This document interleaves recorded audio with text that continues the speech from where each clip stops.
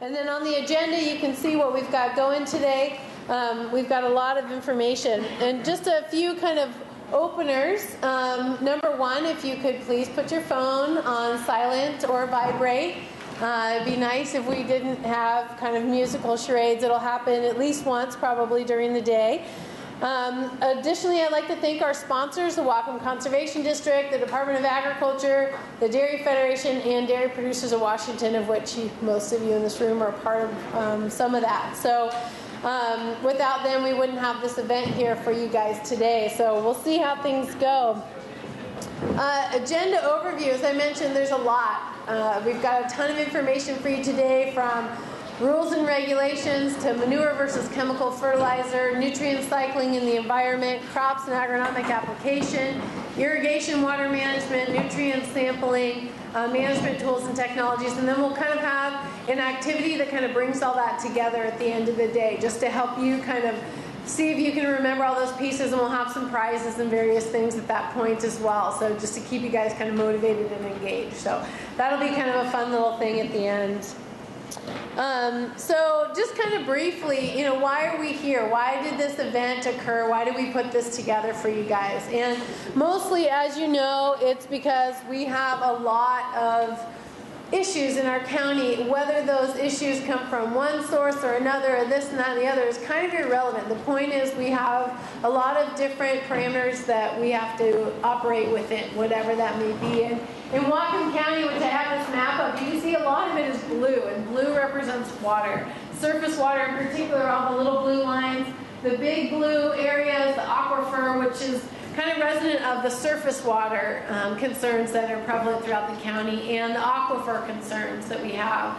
You also have concerns about your own farming practices, about nutrient supply for your crops, and your soil health and quality, and getting maximum production. Those are all issues that we're going to address today, as well as how do you operate within all those things with regulations and where you're at. Or do you feel secure in your future of farming where you're at? Are you, really working with challenges and hard neighbors, or, inspectors, et cetera, et cetera. So we're going to address a lot of that today and hopefully help give you more knowledge and information that you can either find more information, areas that you're like, gosh, I'd like to know more about that, or hopefully we answer a lot of the questions that you have today, and you're just kind of a little bit more at peace or in comfort in operating within all this. So our goal is to help you manage better so that you can stay in business longer for your family currently, for your future generations, for the health of the land and the community here in Whatcom County. So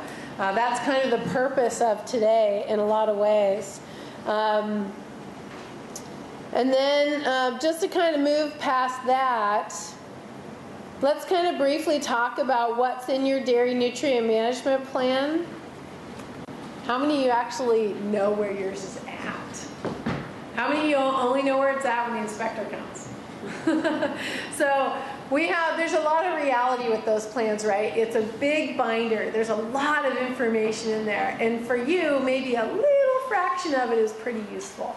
So, when you think about what's in there, there's a lot of administrative things, and inventory and evaluation of your farm, which, is the things we have to put together as planners to identify, okay, here are some potential concerns on your farm. Did you know that you are next to a water body of concern that has a TMDL on it, or that is, listed for something? Did you know you have salmon species, or this and that and the other? It's our job as planners at the Conservation District, or your consultant, or others who help you, to understand those things so that we can help you kind of operate within that. And that's a lot of what's in your nutrient management plan.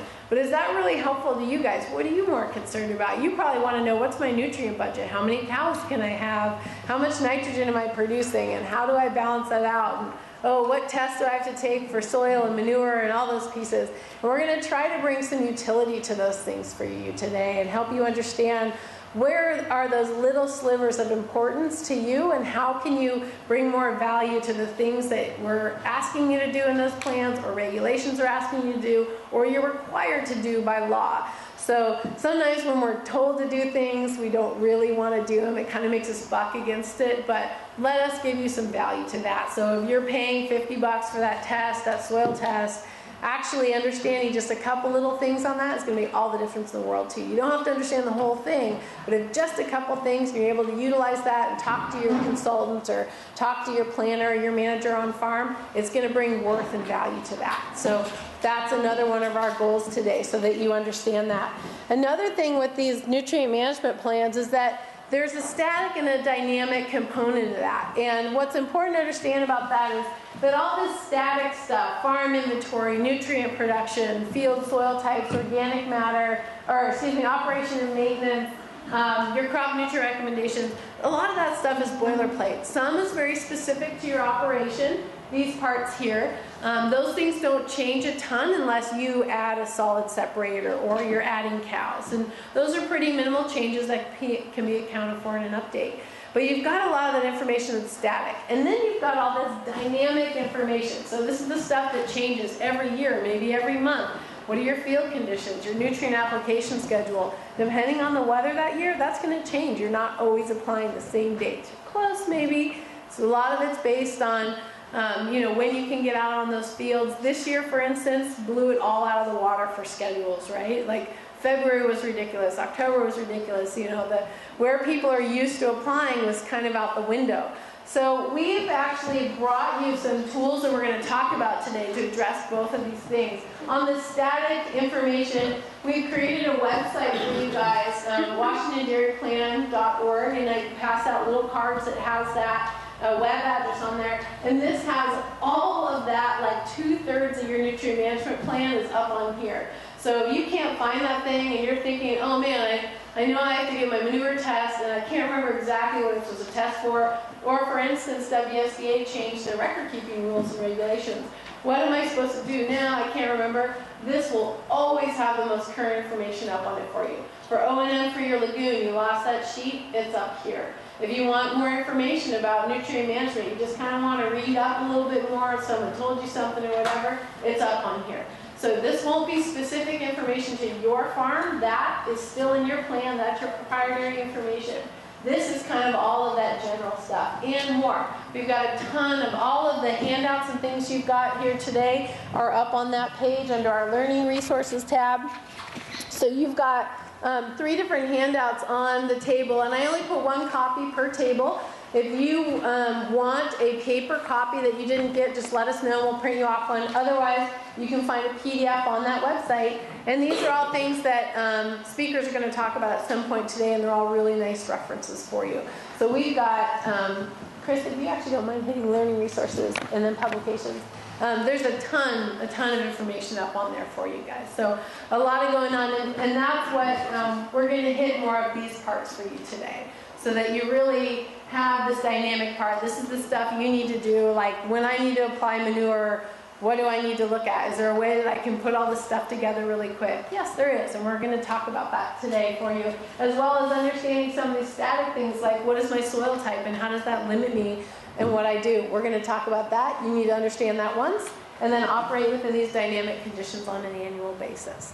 So these are kind of the things, and this is how you bring value to that big old chunk of binder and paper that we give you. Is now you use the tools and various things and the knowledge that you're going to gain today and onward to help you bring kind of value to that information every day. So we're hoping that's kind of the pieces you take away from today, is at least places or people or resources you can get more information as you go along as well. So yeah, so as I mentioned, that's kind of the website, and you can see, if you scroll down, that's kind of those learning resources. By the way, we've got all, like today, we're videotaping all of the speakers, so you can access those later. If you're like, I can't remember what so-and-so said. Our speaker series that we do every month, if you've come to those, awesome. If you've never been, I'll talk about it later today. If you've missed one, those videos are all up online too. So there's always an opportunity. We're always trying to give you guys the knowledge to make better decisions on your own and give you that ability. So